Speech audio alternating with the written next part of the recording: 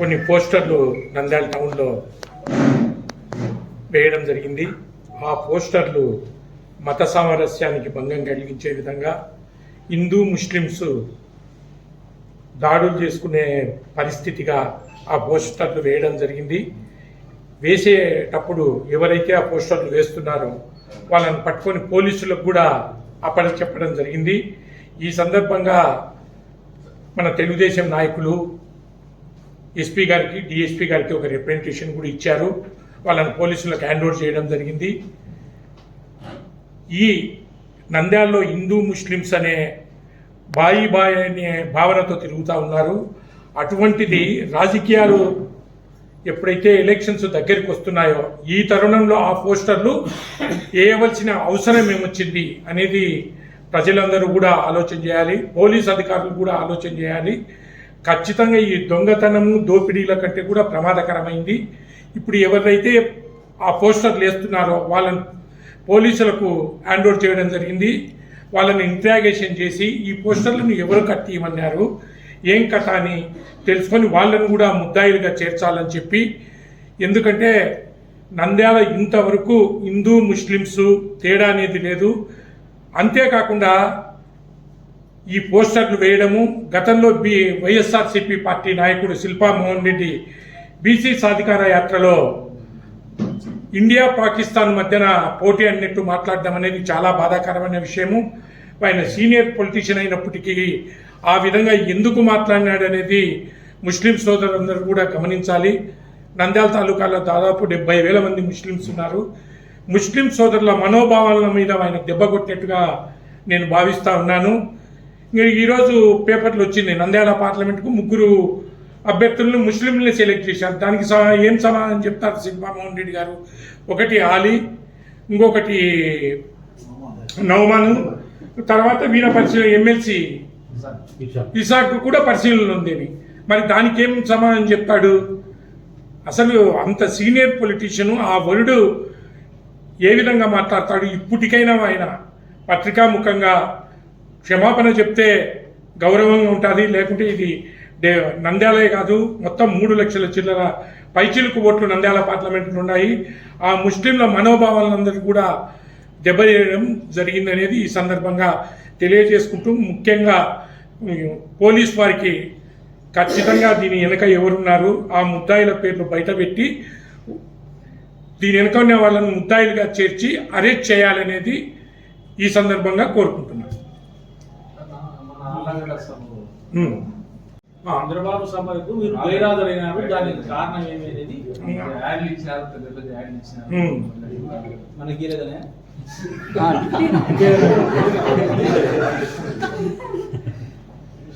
ఇప్పుడు అది అల్టిమేటం ఇవ్వడం అనేది జరిగింది. అవును నేను చెప్పినాను అని చెప్పి ఆల్రెడీ ఇన్ఛార్జ్ చెప్పడం జరిగింది. ఆమె ఊకడ దంపుల బెదిరింపులకు భయపడేవాడా ఏవి సుబ్బారెడ్డి? ఆళ్ళగడ్డ తాలూకా తెలుసు, నంద్యాల పార్లమెంటుకు అందరికీ తెలుసు ఏవి సుబ్బారెడ్డి ఏమిటి అనేది. నేను ఎందుకు పోలేదనే దానికి మీరు అడిగిన ప్రశ్నకు, నా ఇంటికి జిల్లా అధ్యక్షుడు ఆళ్ళగడ్డలో ఉన్నాను నేను. అప్పుడు నంద్యాల పార్లమెంటు పరిశీలకుడు ప్రభాకర్ చౌదరి నా ఇంటికి వచ్చి, గతంలో యువగలంలో వాళ్ళు తప్పు చేసి నా మీదనే తిరిగి నింద చేసే పరిస్థితులు కలిగినాయి. అటువంటి ఈ సందర్భంలో ఇక్కడ ఏదైనా చిన్న పొరపాటు జరిగినా ఎవరి వల్లన్నా కానీ అది రాష్ట్ర వ్యాప్తంగా జాతీయ అధ్యక్షుడు వస్తున్నాడు కాబట్టి అది బాగుండదు, మీరు ఆలోచన చేసుకోండి అని చెప్పడం జరిగింది. వాళ్ళు రిక్వెస్ట్ చేసుకుంటే పార్టీ మీద గౌరవంతో, ఎందుకంటే మనకు రాబోయే రోజులలో ఖచ్చితంగా చంద్రబాబు నాయుడు గారిని ముఖ్యమంత్రిని చేసుకోవాల్సిన అవసరం ఉంది, లేకుంటే రాష్ట్రం భ్రష్టు పట్టే పరిస్థితి ఉంది. ఇవన్నీ ఆలోచన చేసుకుని ఒక మెట్టు తగ్గి నేను పార్టీ ఆదేశాల మేరకు మానుకోవడం జరిగింది తప్ప ఆళ్ళగడ్డకు పోకుండా ఆపే శక్తి ఎవరికింది ఏవి సుబ్బారెడ్డిని? నేను పుట్టిందాడా, పెరిగిందాడా, నాకు ఆస్తులు ఉండేదాడా? సో పార్టీ గౌరవంతో మీరు అంతే కదా, ఇంటికి వచ్చి రిక్వెస్ట్ చేసుకున్నారు వాళ్ళు. ప్రభాకర్ చౌదరి జిల్లా అధ్యక్షుడు అంటే ఈ విషయం అధిష్టానం దృష్టికి అధిక నాయకుల ఆ, దృష్టికి ఖచ్చితంగా పోయింది. ఏ విషయం వాడు ఎందుకు రాలేదనేది ఏదన్నా జరిగింది కదా. ఈ విషయం పార్టీ దృష్టికి కూడా పోయి ఉంటుంది. ఖచ్చితంగా చెప్పింటారు కదా, ఈ విధంగా అడిగినాము ఆయన డ్రాప్ అయిపోయినాడనేది చెప్పింటారు కదా. అండర్స్టూడ్ పాయింట్ కదా అది. అసెంబ్లీకి కానీ పార్లమెంట్కి కానీ ఏదైనా టికెట్ ఇస్తే మీరు పోటీ చేయగలరు? ఎక్కడని నంద్యాల కానీ అల్లగడ్డ కానీ ఆ? నంద్యాల కానీ అల్లగడ్డ కానీ పార్లమెంట్ ఉంటుంది. నంద్యాల పార్లమెంట్ పార్టీ ఆదేశిస్తే ఎక్కడైనా పోటీ చేయడానికి సిద్ధంగా ఉన్నా. ఆళ్ళగడ్డ గతంలో నాకు ఇంట్రెస్ట్ అని కూడా చెప్పినాను. ఖచ్చితంగా నాకు పార్టీ ఆదేశిస్తే ఆళ్ళగడ్డ నుంచి అయినా పోటీ చేస్తా, ఎక్కడి నుంచి అయినా పోటీ చేస్తా. ఆళ్ళగడ్డ నుంచి పోటీ అయితే తప్పకుండా గెలుస్తానని కూడా భారీ మెజార్టీతో ఈ సందర్భంగా తెలియజేస్తాను. అంటే ఆలగడ్డలో అట్లమ్మ నాకే సీటు ఉంది అంటున్నారు.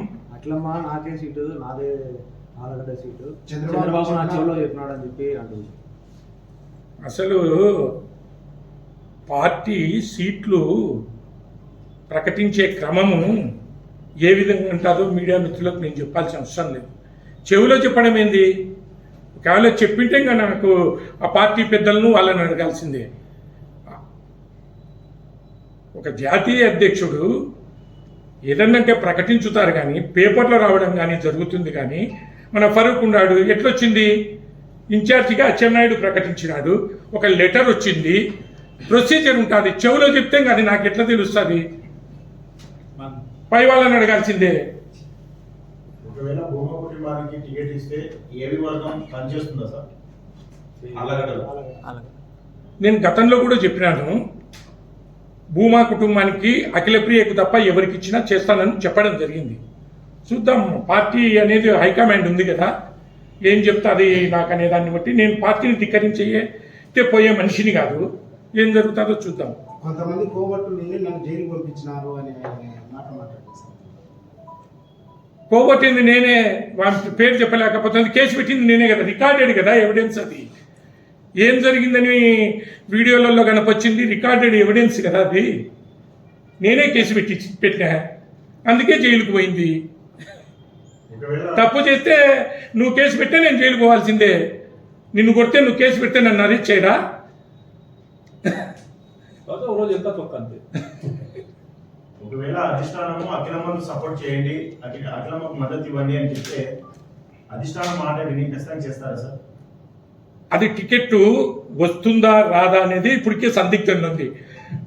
ఇప్పుడే ఊహాజనిత ప్రశ్నకు సమాధానం ఏంటో చెప్తా. మనకు వస్తుందో రాదో, ఒకవేళ వస్తే ఆ రోజు ప్రశ్నించు మాట్లాడతా. ఇది నీ ప్రశ్నకు సమాధానం ఖచ్చితంగా చెప్తా. నంద్యాలలో భూమా బ్రహ్మానంద సపరేట్గా వార్డు తిరుగుతున్నాడు. పార్టీ ఏమో అధిష్టానము ఖచ్చితంగా టీడీపీకి సపోర్ట్ చేయాలని చెప్పినారు. కానీ బట్ ఆయన ఒక్కడే సపరేట్ తిరుగుతున్నాడు. దాన్ని బట్టి మీరు ఏం చెప్పగలరు? ఆయన నాకు తెలిసి నేను కూడా చూసిన కరెక్టే మీరు అడిగిన ప్రశ్న. తెలుగుదేశం పార్టీ తరఫునే తిరుగుతాడు, మంచిదే కదా. తెలుగుదేశం పార్టీ తరఫున అభ్యర్థి ఎవరు? ఎన్ఎండి ఫరూక్. ఆయన తెలుగుదేశంకు ఓట్లు వేయండి అంటాడు. అంటే అందరు కలిసి తిరిగినా బాగుంటుంది కదా, పటిష్టంగా అంటే బలమైన ఇది ఏర్పడుతుంది కదా ప్రజల్లో కూడా, ఇది ఉండదు కదా అని చెప్పేసి. కరెక్టే మీరు చెప్పింది. కానీ ఆయన అయితే తెలుగుదేశం పార్టీకే తిరుగుతాడు కదా, వచ్చే నష్టమేం లేదు పార్టీకి. తెలుగుదేశం అభ్యర్థి ఫరూక్. ఆయన ఇండిపెండెంట్ కూడా పోటీ చేస్తారన్న ప్రచారం. అది నాకు తెలియదు, అది ఆయన నాకు తెలియదు. ఆ 2000 మరి తిరుగుతున్నాడు కదా కండువా వేసుకునే తెలుగుదేశం పార్టీకి ఓటేయండి అని. అది మనకు తెలియదు ఇండిపెండెంట్ గానే. ఆయన మాట్లాడితే అది చెప్పొచ్చు, దానికి మనం సమాధానం. సభ విజయవంతమైంది. సభ విజయవంతానికి 6 తాలూకాల నుంచి విపరీతమైన జనాలు, బుడ్డా రాజశేఖర రెడ్డి కావచ్చు, ఫరూక్ కావచ్చు, తర్వాత బీసీ జనార్దన్ రెడ్డి కావచ్చు, దూర ప్రాంతమైన ధర్మవరం సుబ్బారెడ్డి కావచ్చు, గౌరు దంపతులు కావచ్చు, నందికోట్కూరైన శివానంద రెడ్డి, అంత దూరం నుంచి కానీ అందరూ వందలాది వాహనాలు తీసుకొని రావడం వల్ల సభ జయప్రదమైంది. 100% సక్సెస్ సభ, దాంట్లో నో డౌట్. ఇంతమంది సహాయ సహకారాలతో సభ జయప్రదమైంది.